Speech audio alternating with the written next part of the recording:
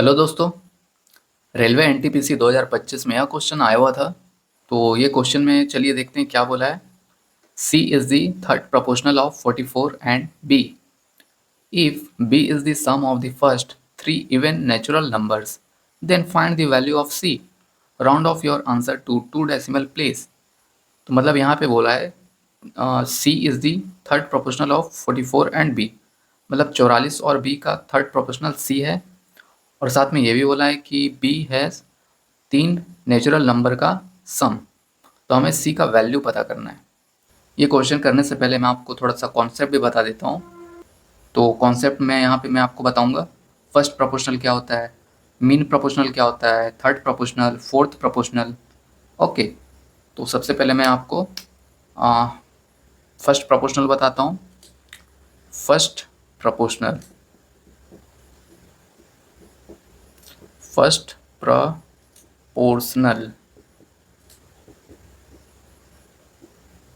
हिंदी में बोलते हैं प्रथमा, इसको बोलते हैं प्रथमानुपात, प्रथमानुपात, अनुपात। ओके, इसका क्या मतलब हुआ? देखिए, अगर कोई नंबर है ए बी सी, ओके, अब पूछ दिया इसका फर्स्ट प्रोपोर्शनल क्या होगा। ओके, तो इसका फर्स्ट प्रोपोर्शनल हम निकालेंगे। तो मैं इसका ऐसे करके लिख देता हूँ, मतलब इसका फर्स्ट प्रोपोर्शनल होगा, जैसे ये नंबर है, 3 नंबर है ए बी सी। अगर पूछ दिया इसका फर्स्ट प्रोपोर्शनल क्या है, तो हम निकालेंगे ऐसे। पहले दोनों का गुणा करेंगे ए इंटू बी और भाग करेंगे सी से, तो ये आ जाएगा प्रथमानुपात। ओके, अब हम दूसरा निकालते हैं थर्ड प्रोपोर्शनल।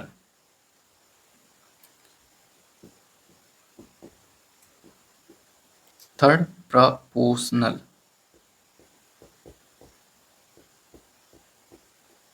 इसको हम बोलेंगे, क्या बोलेंगे? तृतीयानुपात।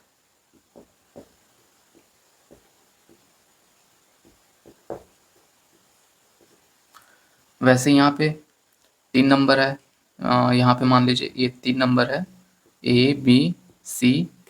अगर इसका तृतीयानुपात पूछ दिया तो हम कैसे निकालेंगे? अगर ये ऐसा कोई नंबर दिया है तो हम तृतीयानुपात ऐसे निकालते हैं, बी का स्क्वायर करेंगे, भाग करेंगे ए से।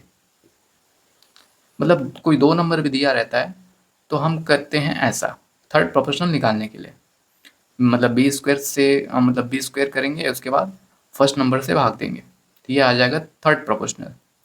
उसके बाद थर्ड आ जाएगा मीन प्रोपोर्शनल। मीन प्रोपोर्शनल, इसको बोलते हैं मध्यानुपात। मध्यानुपात, इसको कैसे निकालेंगे? इसमें मान लेते हैं कोई नंबर है, कोई 2 नंबर है, अब इसका बोलते हैं मीन प्रोपोर्शनल निकालो, तो हम निकालेंगे ऐसे, रूट कर देंगे और दोनों का गुणा, मतलब दोनों का गुणा करके रूट ले लेंगे, तो ये आ जाएगा मीन प्रोपोर्शनल। अब वैसे ही चौथा, चौथा क्या आएगा? चौथा होगा चतुर्थानुपात। चतुर्था, सॉरी इंग्लिश लिखते हैं ना पहले, थोड़ा सा इसको मैं,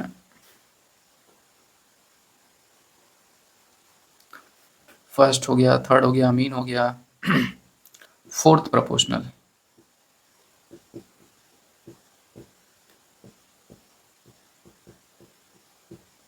फोर्थ प्रोपोर्शनल को बोलेंगे हिंदी में चतुर्थानुपात।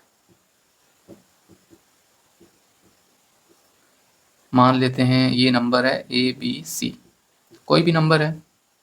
अगर इसका फोर्थ प्रोपोर्शनल निकालने बोला तो हम करेंगे पहले 2 का गुणा, नहीं, फर्स्ट प्रोपोर्शनल जब बोला तब हम पहले 2 का गुणा किए और उसके बाद लास्ट वाले से भाग दिए। जब हमें फोर्थ प्रोपोर्शनल निकालना है तो हम लास्ट के 2 को गुणा करेंगे और पहले से भाग देंगे।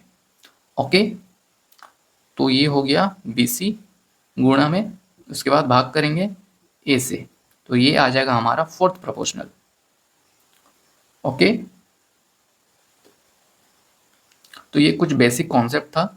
First proportional, third proportional, mean proportional, fourth proportional, ये सब कुछ इंपॉर्टेंट कॉन्सेप्ट है। ओके, तो इस क्वेश्चन में हम यहाँ पे इसका यूज करेंगे। क्या बोला था क्वेश्चन में? थर्ड प्रोपोर्शनल, तो थर्ड प्रोपोर्शनल में ये वाला यूज करेंगे।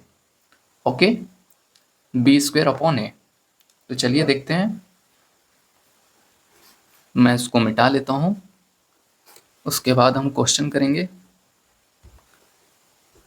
इस क्वेश्चन का 4 ऑप्शन भी दिया है, तो मैं इसको भी लिख लेता हूँ। तो हमें c का वैल्यू पता करना है। तो क्वेश्चन में क्या बोला है? c is the third proportional of 44 and b। Question में बोला है c is the third proportional of 44। ये 44 है, ये b है, और c है ये तीसरा। तो थर्ड प्रोपोर्शनल कैसे निकालते हैं हम? थर्ड प्रोपोर्शनल b का स्क्वायर, b का स्क्वायर अपॉन, इससे पहले मैं आपको बताया था थर्ड प्रोपोर्शनल कैसे करते हैं। b का स्क्वायर करेंगे, उसके बाद 44 से भाग करेंगे, तो ये आ जाएगा c, मतलब थर्ड प्रोपोर्शनल। ये थर्ड प्रोपोर्शनल है, तो ये आ गया c। उसके बाद क्या बोला है क्वेश्चन में? b is the sum of the first 3 even natural numbers. मतलब जो b है ना, ये तो पहला मान लेते हैं, चलो इक्वेशन मान लेते हैं। दूसरा मतलब इसके आगे क्वेश्चन में जो बोला है उसके हिसाब से हम करते हैं। b is the sum of the first 3 even natural number. मतलब b जो है ये है 3 इवन नेचुरल नंबर, और अभी पहला 3 इवन नेचुरल नंबर, उसका सम। तो इवन नेचुरल नंबर क्या है शुरू का, मतलब स्टार्टिंग का? 2, 4 है ना, 2 है, 4 है, 6 है। फर्स्ट यही तो है नेचुरल नंबर, और वो भी इवन नेचुरल नंबर। तो इसको हम सम करेंगे, क्वेश्चन में बोला है सम। तो ये कितना आ जाएगा? 4, 5, 6, 6, 6, 12। ओके, तो बी यहाँ पे क्या आ गया? बी आ गया 12। ये मान लेते हैं सेकेंड इक्वेशन, मतलब बी का वैल्यू हम यहाँ पे रखेंगे। तो बी का वैल्यू हम यहाँ पे रखते हैं। ओके, तो ये आ जाएगा 12 का स्क्वायर, चलो 2 बार लिख लेते हैं, 12 12। उसके बाद 44, मतलब 44, ये दशमलव नहीं है, गलती से लिख दिया, 44 हो गया, इक्वल सी। अब इसको हम भाग करेंगे, या फिर चलो काट लेते हैं, 2 चौक नहीं 4 से काटते हैं ना, 4 थिया 12, 4 एकम 4, 4 एकम 4। ओके, तो ये आ जाएगा 12 तिया 36, 36, और ये आ जाएगा 11। ये आ गया सी। अब इसको भाग देंगे, तो 11 तिया 33। तो हम कैसे करें, यहाँ पे भाग दे, क्या यहाँ पे भाग देते हैं। 36 को भाग देंगे 11 से, तो ये आएगा 11 तिया 33। उसके बाद ये 6 में से 3 गया 3। अब ये इसको भाग देने के लिए हमें यहाँ पे 0 लगाना पड़ेगा।